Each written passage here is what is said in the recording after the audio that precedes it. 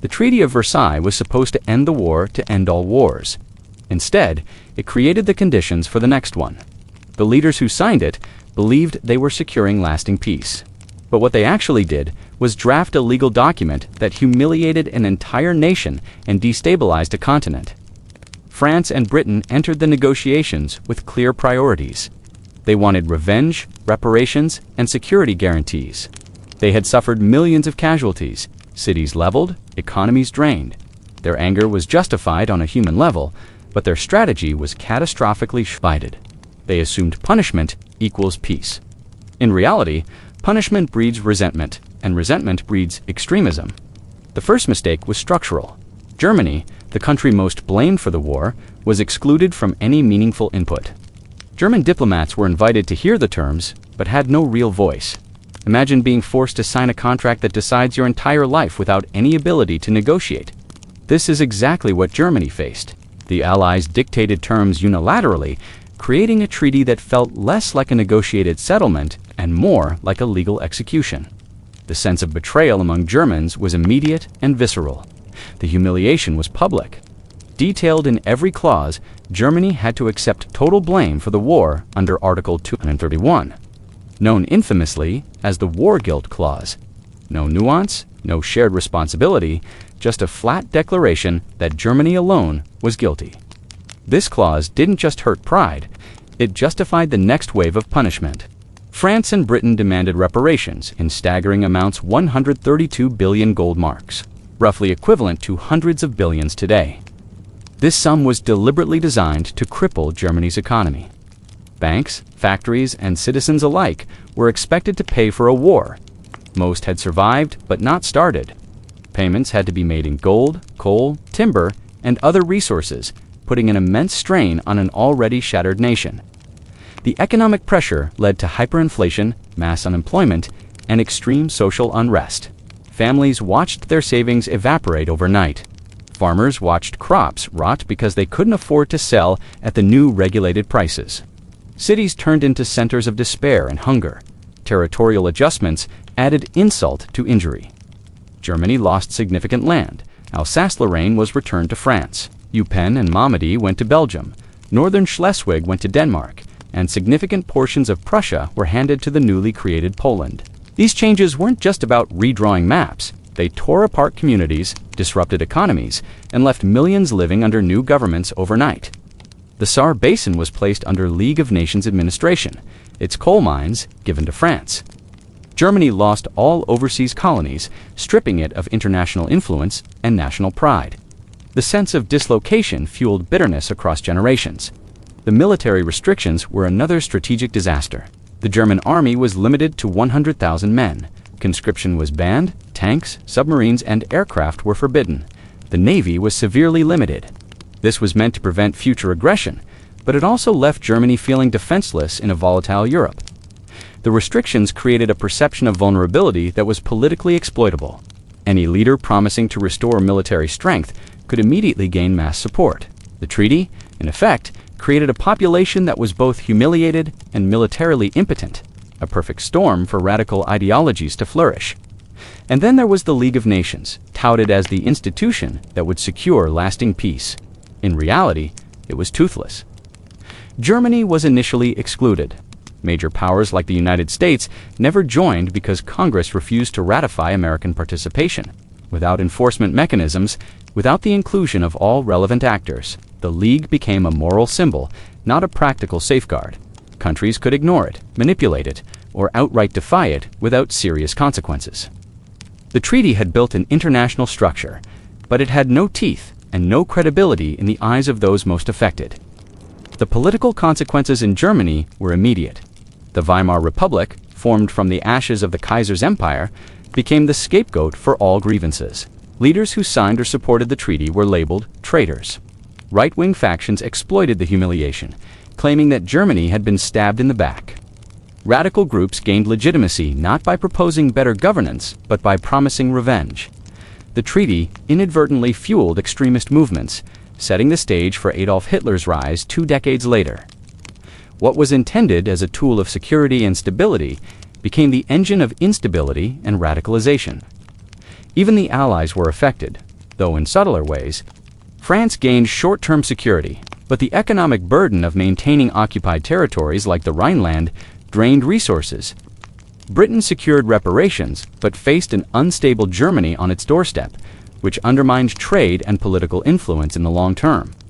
Both nations had sought revenge and compensation, but in doing so, they created a Europe that was fundamentally unbalanced.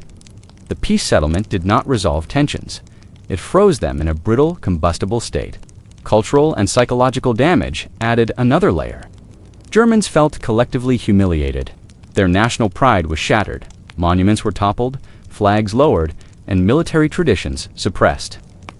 The public narrative framed them as a defeated, guilty nation, leaving no room for reconciliation.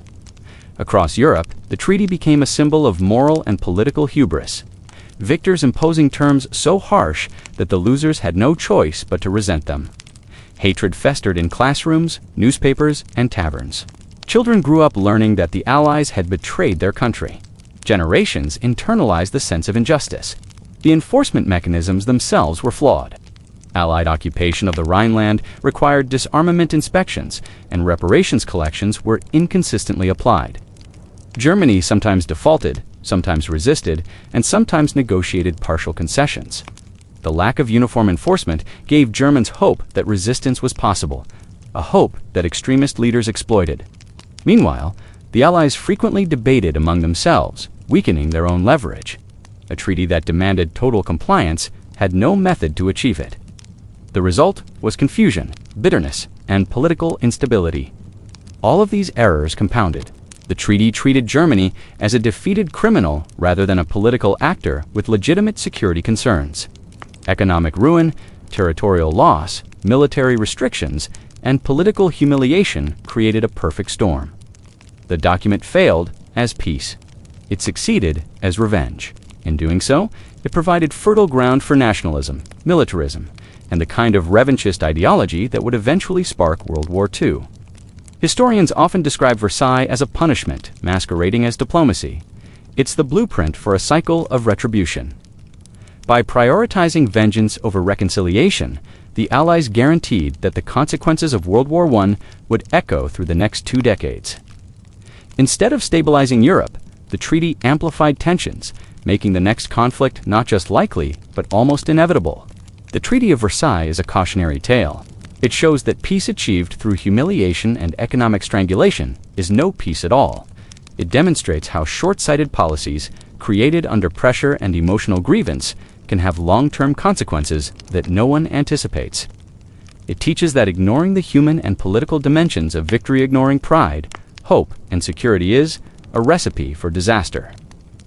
What was intended as closure became the spark that reignited the continent.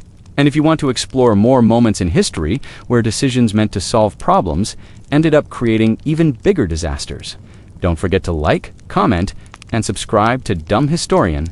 The Treaty of Versailles is infamous for many reasons, but perhaps the most corrosive, psychologically devastating, and politically destabilizing was Article 231, commonly called the War Guilt Clause. At first glance, it reads like a simple statement. Germany accepts responsibility for causing World War I, but the implications of this single sentence were anything but simple. For Germany, it was the ultimate humiliation of forced admission of moral, legal, and historical blame for the largest conflict Europe had ever seen. The clause didn't just affect politicians or generals, it poisoned the mindset of an entire population, laying the foundation for anger, radicalism, and political extremism that would later engulf the continent. To understand the full weight of this clause, consider what it demanded. Germany, the defeated nation, had to publicly acknowledge that it alone caused the war. This wasn't framed as shared responsibility or a recognition of the tangled alliances that had pulled Europe into conflict. Britain and France had intricate alliance systems, mobilization, timetables, and strategic errors of their own. Yet none of these were factored into the clause. Germany was portrayed as the singular moral villain of a war that had killed over 16 million people and wounded more than 20 million. Entire cities were leveled, entire economies crippled, and yet this clause essentially said, "This is your fault, Germany. You started it all." The psychological impact cannot be overstated. The average German citizen in 1919 was already exhausted, hungry, and mourning the loss of sons, brothers, and fathers. Many had survived years of trench warfare, bombardment, and economic collapse. Now they were told that all their suffering was deserved, the natural consequence of their nation's supposed aggression. It was a form of collective shaming on a national scale. Families discussed the clause at their dinner tables, and newspapers splashed headlines explaining that the blame rested entirely on German shoulders. What had once been a nation proud of its cultural, military, and industrial achievements now faced the moral judgment of the entire world. Politically, the war guilt clause was explosive. The fledgling Weimar Republic, already fragile and widely unpopular, became the primary target for outrage. Leaders who had signed or implemented the treaty were immediately branded as traitors in the eyes of many Germans. Right-wing factions weaponized Article 231, claiming that the new government had stabbed Germany in the back. They argued that the military hadn't truly been defeated on the battlefield. Instead, politicians had betrayed the nation. This narrative, known historically as the Dalstelagend or stab-in-the-back myth, gained immediate traction. The result was political polarization, distrust in democratic institutions, and fertile ground for extremist movements. Economically, the war guilt clause served as a justification for the massive reparations imposed by the treaty. By declaring Germany solely responsible for the war, the Allies legitimized the extraction of hundreds of billions of gold marks. The reparations were more than compensation, they were punishment. Germany had to hand over coal, timber, and industrial output, effectively draining its capacity to rebuild. The psychological humiliation of Article 231 became intertwined with the physical pain of economic deprivation. Citizens felt their nation was being punished not only for real actions, but for a supposedly moral failing that many knew was overstated or outright false. Socially, the war guilt clause fractured the German national identity. For centuries, Germany had built a narrative of progress, honor, and strength. Now, a single clause declared all of that a lie, a veneer covering a fundamentally guilty state. Schools had to adjust their curriculums. Newspapers debated constantly whether the war guilt was true, partially true, or entirely fabricated. Generations of children grew up under the shadow of this clause, internalizing a national shame that had been imposed externally. Pride, once a cornerstone of German society, was replaced with a collective inferiority complex. The clause also had international implications. Other nations didn't just want Germany punished, they wanted Germany to feel morally small. Britain and France demanded public acknowledgement because they understood that economic sanctions alone might not guarantee long-term security. By forcing Germany to admit moral guilt, the Allies hoped to create psychological compliance. The reasoning was, if Germany believed it was inherently wrong, it would be less likely to rise again. But the opposite occurred. Rather than internalizing guilt, Germans used Article 231 as a rallying point for anger. The humiliation became a political weapon, exploited by anyone promising to restore German honor. In practical terms, the war guilt clause influenced every subsequent treaty discussion, economic negotiation, and military restriction. It was referenced in reparations talks, used to justify occupation of the Rhineland, and cited in debates about disarmament. Allied diplomats continually reminded German negotiators that their nation was guilty, reinforcing the narrative of shame. Even when Germans attempted to dispute the clause with historical arguments, the Allies refused to negotiate the point. This inflexibility further deepened resentment.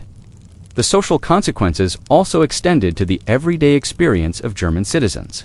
Soldiers returning from the front, many of whom had risked their lives believing in Germany's honor and cause, found themselves treated as the moral equivalent of criminals. Families who had lost loved ones faced the paradox of national shame layered atop personal grief. Veterans organizations became hotbeds of resentment, and the war guilt clause provided a convenient focal point for collective anger. In this sense, a single paragraph of text had more psychological impact than years of actual combat. Even culturally, Article 231 left its mark. Literature, theater, and journalism of the Weimar era frequently referenced the humiliation and injustice imposed by the treaty. Poets wrote about stolen honor, playwrights staged dramas about national betrayal, and newspapers published editorials denouncing the Allies. moral blackmail. The war guilt clause was no longer just a legal document. It became a symbol of injustice, shaping German culture and consciousness for the next 2 decades. Perhaps the most dangerous consequence was political radicalization.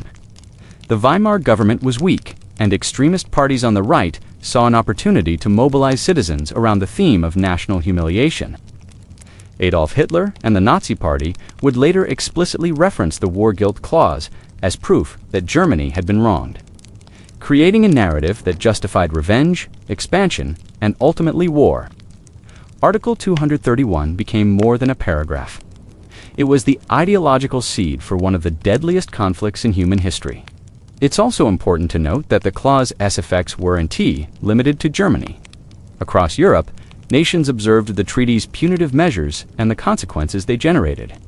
Diplomats and leaders elsewhere took note of the deep resentment it produced, understanding that humiliation could be a tool of control, but also that it could backfire.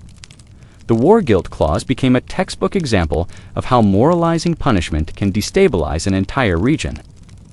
Article 231 of the Treaty of Versailles shows the power of words in history.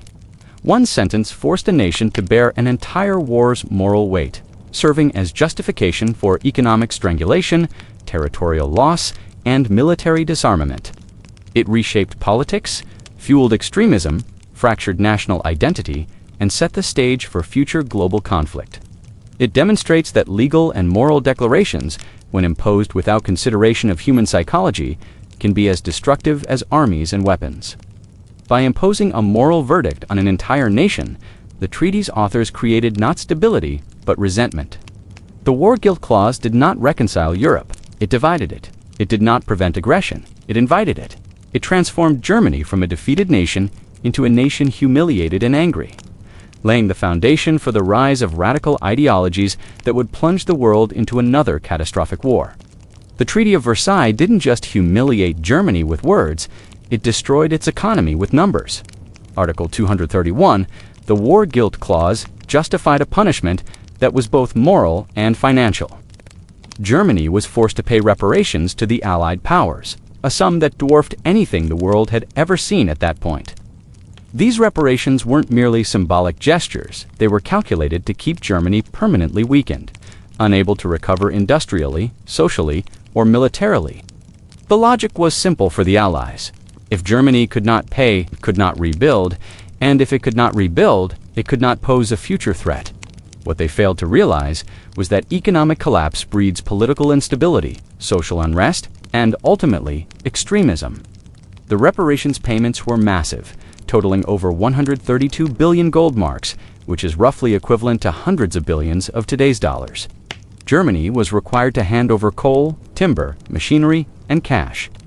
The treaty dictated not just the amount, but the manner in which Germany would pay, and the timeline was both rigid and unforgiving.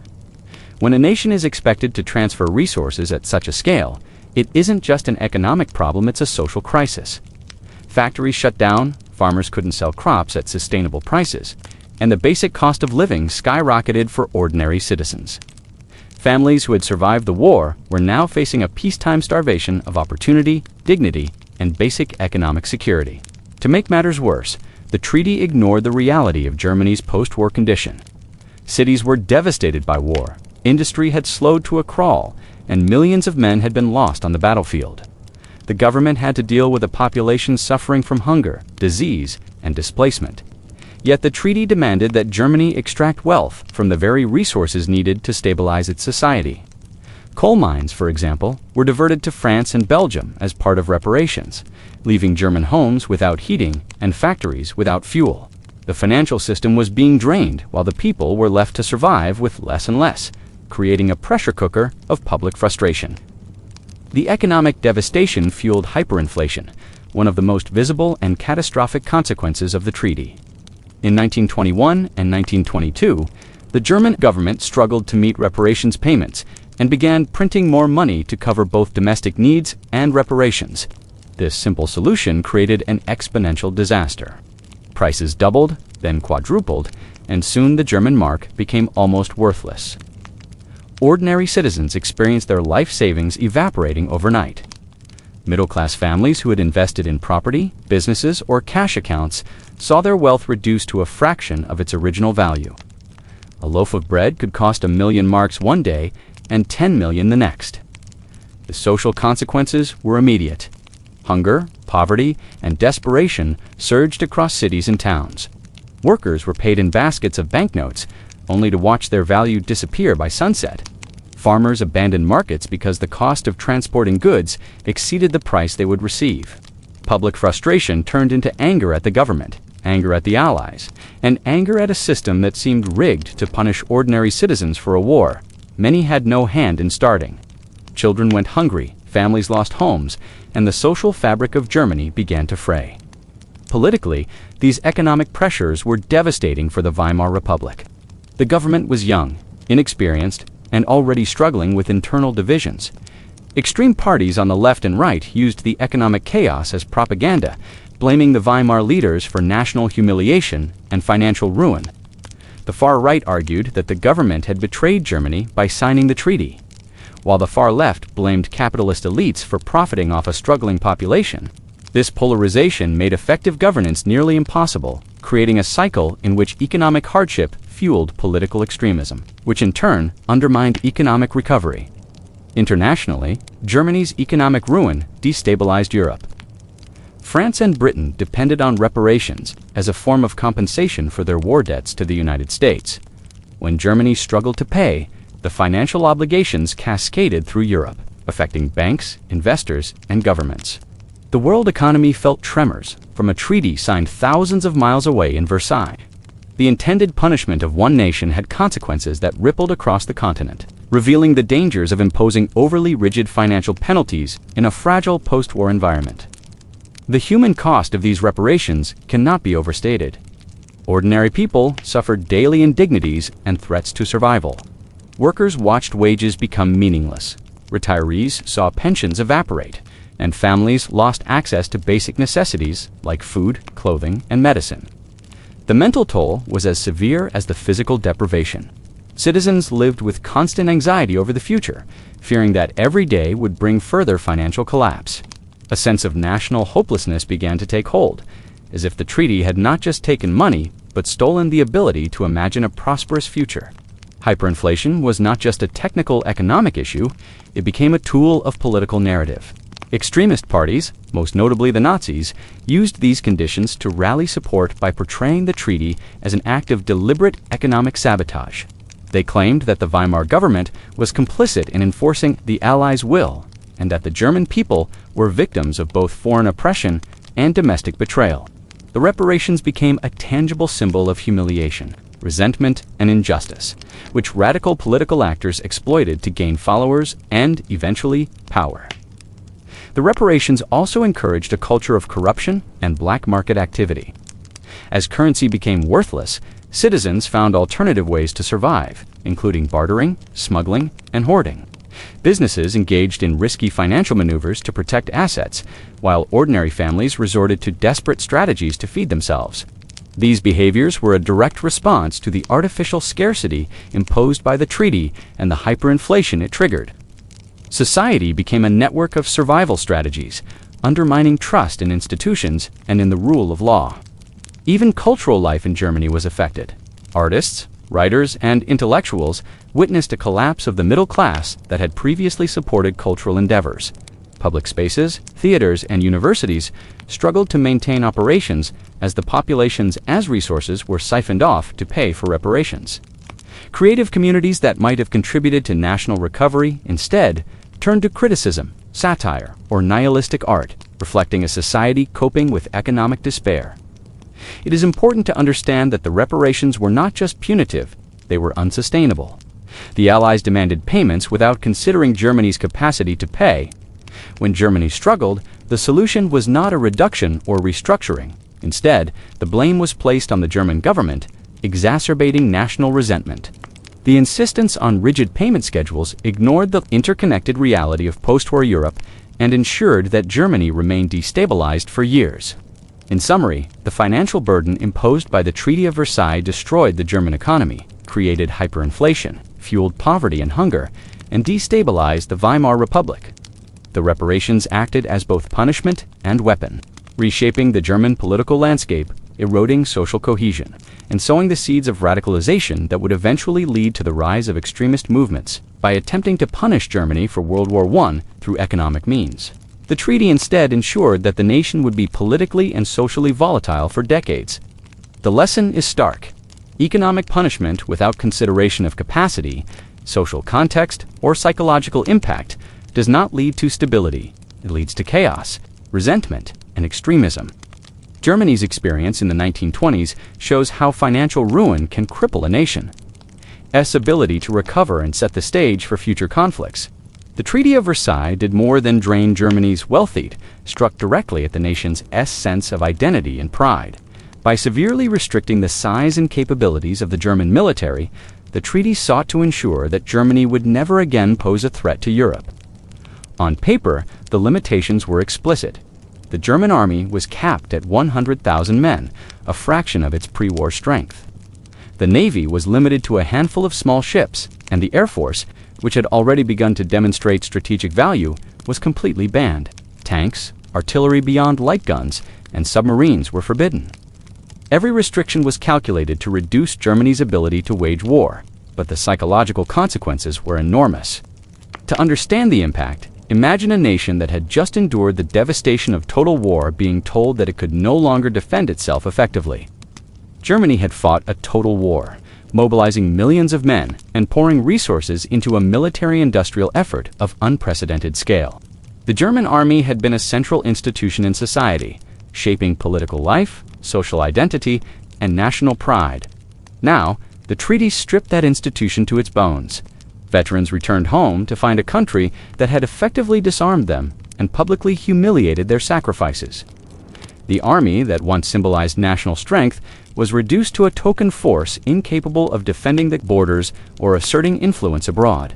This disarmament was experienced as a profound national humiliation.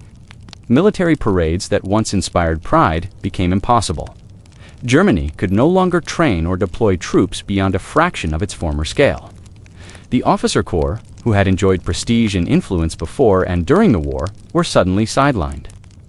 Generals and career soldiers faced a society that questioned their relevance and mocked their impotence. The nation's ego, the sense of itself as a strong, self-determined entity, was wounded in a way that economic hardship alone could not achieve. Politically, the disarmament provisions became a rallying point for extremist groups across the spectrum. Right-wing nationalists, who had already opposed the Weimar Republic for signing the treaty, seized on the military restrictions as proof of betrayal and weakness. They argued that the Army's inability to defend the nation was not a consequence of war defeat, but of the government's failure to uphold German honor. Anti-Republican propaganda spread easily. Posters, speeches, and publications emphasized the contrast between Germany's past strength and its present impotence, appealing to veterans and civilians alike. The narrative was simple. The nation had been robbed of its power and dignity, and only a strong leader could restore it. The psychological impact extended beyond politics. Military service had been a key path to social mobility, status, and purpose for many Germans. Young men who would have pursued careers in the officer corps or specialized military branches suddenly found these opportunities closed. The reduced army could only accept a limited number of recruits, and advanced training programs were eliminated. Soldiers in waiting and career officers faced uncertainty, disillusionment, and anger. Their frustration was personal and collective, creating fertile ground for resentment against both the treaty and the democratic government that enforced it. Beyond personnel, the disarmament had a broader effect on national strategy and perception. Germany's neighbors and the international community interpreted the restrictions as a signal that the country was no longer a major military power. This external perception reinforced internal humiliation. Citizens felt vulnerable, as if their nation had been infantilized and rendered incapable of defending its sovereignty. Even routine border enforcement or domestic order required negotiation and oversight, amplifying the sense that Germany's sovereignty had been compromised. The symbolic weight of the military restrictions was amplified by accompanying territorial losses. The cession of key industrial regions like the Saar and Upper Silesia meant that Germany's reduced army also had fewer resources to maintain or equip itself. It was a double blow. Not only were German troops limited in number and weaponry, but their ability to sustain operations was crippled by loss of coal mines, steelworks, and key transportation infrastructure. The nation was left militarily weak, economically constrained, and politically humiliated all at once. These restrictions had practical consequences as well. The army, reduced to 100,000 men, was insufficient to maintain order in a country still recovering from revolutionary unrest, strikes, and regional uprisings. The reduced force could not fully police borders or respond to domestic crises. Meanwhile, police forces were expected to fill the gap, but they lacked military training and heavy weapons. This created a sense of vulnerability and disorder, as citizens realized that the treaty had left their nation defenseless in both domestic and international terms. Culturally, the disarmament became embedded in the national psyche. Artists, writers, and intellectuals documented the sense of emasculation and vulnerability that swept through society. Literature and newspapers highlighted the humiliation of once proud units being dismissed or disbanded. Public discussions about military strength and national honor dominated conversation. The army had been more than a fighting force. It was a cultural institution. Its reduction was experienced as a wound to the identity of the nation itself. The political exploitation of this wound cannot be overstated. Radical groups promised to rebuild the army, restore national pride, and overturn the humiliating terms of the treaty. The narrative of a disarmed, humiliated Germany became central to propaganda campaigns that vilified the Weimar Republic as weak, traitorous, and incapable of defending the country. By tapping into the raw emotion of wounded pride, extremists were able to mobilize support from veterans, workers, and middle-class citizens alike, creating a mass constituency for parties that promised revenge and restoration. This wounded military ego also contributed to clandestine efforts to circumvent the treaty. Secret paramilitary groups, like the Freikorps, emerged across Germany, often composed of disillusioned veterans. They trained in secret stockpiled weapons and conducted operations both domestically and abroad. The Weimar government, facing internal rebellion and external restrictions, sometimes turned a blind eye. These covert efforts to rebuild military capacity reflected the deep dissatisfaction with Versailles disarmament and the belief that national survival required subverting international law. The long-term effects were equally profound. By humiliating Germany militarily, the treaty did not create stability, created a sense of grievance that would fester for decades. This perceived injustice became a cornerstone of extremist ideology, later exploited by Adolf Hitler and the Nazi Party. The promise to restore Germany's army, to make it strong again, and to reclaim the nation's lost honor became a key rhetorical device in political campaigns, ensuring that the treaty's disarmament provisions indirectly fueled the rise of authoritarianism. In summary, the Treaty of Versailles military restrictions were more than practical limits. They were a symbolic and psychological wound. They destroyed careers, undermined social status, weakened domestic security, humiliated the nation, and provided powerful propaganda for extremists. By attempting to prevent future war through disarmament, the treaty instead created a persistent sense of national grievance, a fertile ground for radicalization, and a deeply wounded national ego that would have consequences for decades to come. The lesson is stark. Military disarmament without addressing pride, identity, and national psychology does not prevent conflict. It fosters resentment, undermines social cohesion, and ensures that any perceived injustice can be exploited by those seeking to overturn the political order. The Germans experienced this firsthand, and the consequences shaped the path to World War II in ways the architects of Versailles never anticipated. The Treaty of Versailles did not just punish Germany, it built the perfect stage for a man who understood anger, humiliation, and national resentment better than anyone else in the country. Adolf Hitler did not create German frustration, he harvested it. The treaty gave him everything he needed: a wounded nation, a broken economy, a humiliated army, and a population that felt cheated, betrayed, and pushed into the dirt by the rest of Europe. He simply walked onto the stage and said the words millions already wanted to hear. It's not your fault, it's theirs. The political environment after World War I was chaotic. Germany had lost territory, industry, money, and pride all at once. The government that signed the treaty was hated from the moment the ink dried. Ordinary Germans saw the treaty as a national betrayal. They believed their leaders had stabbed the army in the back by accepting terms no real nation should ever accept. That sense of betrayal did not fade. It grew, and it grew in every direction, spreading into schools, beer halls, workplaces, and political meetings. The resentment seeped into the bones of the country.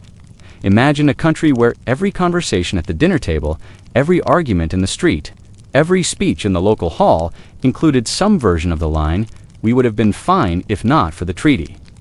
That endless repetition built a shared identity, a national story built on humiliation and anger. For a rising political figure, this was not a challenge. It was a gift, and Hitler understood that gift from the first moment he read the treaty's terms. Germany's anger was not limited to one group. Veterans hated the treaty because it humiliated the army. Workers hated it because unemployment rose as industry collapsed. Business owners hated it because inflation destroyed the value of their money. Farmers hated it because international markets shifted. The treaty created a unified emotional environment. Everyone had a reason to be angry. Everyone had something taken from them. Hitler recognized that if he could speak to this shared pain, he did not need to build his movement group by group. He could talk to the entire nation at once. This is why the treaty became the centerpiece of his propaganda. He did not have to invent enemies or grievances. They already existed in the minds of millions. The war guilt clause alone gave him a weapon no other political leader possessed. Article 231 said Germany was solely responsible for causing World War I. Every German, from left-wing League member to conservative monarchist, rejected that idea. They believed the war had been a disaster for everyone, not a German plot. Hitler took that resentment and shaped it into a simple, powerful message. The world hates us. They blame us for everything. I will fix it. The reparations added another layer. As inflation spiraled out of control and citizens carried wheelbarrows full of useless banknotes, Hitler did not need complex speeches about economics. All he had to say was, "The treaty is the reason your money is worthless." People believed him because the timing matched their lived experience. When savings vanished overnight, they did not blame the global economy or structural weaknesses. They blamed Versailles. Hitler pointed at the treaty, and the country nodded. The military restrictions were the final piece of the puzzle. Germany's army had been a national symbol long before Hitler arrived on the scene. It represented discipline, tradition, strength, and identity. Reducing that army to 100,000 men was not a simple military adjustment. It was a social and psychological attack on the nation's deepest institutions. Veterans felt discarded. Officers felt dishonored. Young men who dreamed of serving felt robbed of purpose. Hitler used this military humiliation to portray himself as the one man who would restore Germany's pride. He told crowds that the treaty's disarmament was a deliberate attempt to weaken the German spirit. He promised to rebuild the army, rearm the country, and make Germany feared again. Those promises were not abstract ideas. They were emotional lifelines thrown to people drowning in shame. When a man stands on a stage and says, "I will restore what they took from you," it hits differently when what was taken is not just territory or money, but identity. The political system of the Weimar Republic made exploiting this anger even easier. The government was unstable. Coalition after coalition fell apart. Politicians constantly argued and blamed one another. The country felt leaderless. Germany had democracy, but it did not have unity. Hitler stepped into a space where people wanted authority, not more debate. The treaty allowed him to present himself as the anti-Weimar candidate, the man untouched by compromise, guilt, or negotiation. He was the clean break from everything people hated. This dynamic intensified during the Great Depression. When international markets collapsed, Germany suffered more than most nations because its economy was already fragile from reparations, payments, and inflation. Businesses failed. Banks collapsed. Millions lost their jobs. Hitler pointed at the treaty and said, "They made us weak so the world could crush us again." That message hit harder during a crisis than it ever could in a stable time. The worse life became for ordinary Germans, the stronger Hitler's argument appeared. By the early 1930s, he no longer needed to argue that the treaty was unfair. Nobody disagreed. His real message shifted toward action. He framed himself as the man who would not just oppose the treaty, but destroy it. He spoke about tearing up the treaty, rejecting its terms, rearming the nation, and reclaiming its stolen land. These were not policy proposals. They were emotional promises. They tapped into collective humiliation and offered a path to collective redemption. Hitler's manipulation of the Treaty of Versailles worked because he understood that humiliation and anger can overpower logic. He did not need detailed economic plans or diplomatic strategies. He needed simple statements that captured the emotional core of the nation's resentment. The treaty is the cause. We were betrayed. They humiliated us. I will restore Germany. Those sentences did more to build his political career than any political debate or policy argument. The treaty essentially handed him a ready-made list of enemies. The Allies became villains. The Weimar leaders who signed the treaty became traitors. The political parties that supported democratic compromise became weaklings. Hitler positioned himself as the only strong alternative. His speeches connected national humiliation with personal humiliation. People who felt small or powerless in their daily lives saw in Hitler someone who promised power and victory. The key point is that without the Treaty of Versailles, Hitler would have lacked the emotional fuel that powered his movement. The treaty unified the nation in anger. It provided a constant reminder of national defeat. It turned ordinary frustrations into national grievances. Hitler did not need to manufacture outrage. It was already there, simmering inside millions of people. All he had to do was direct that outrage toward his political goals. By the time he rose to power, opposing the Treaty of Versailles was not a political stance. It was a national identity. Every speech he gave about the treaty was met with cheers because he was expressing what the majority already believed. He became the voice of resentment.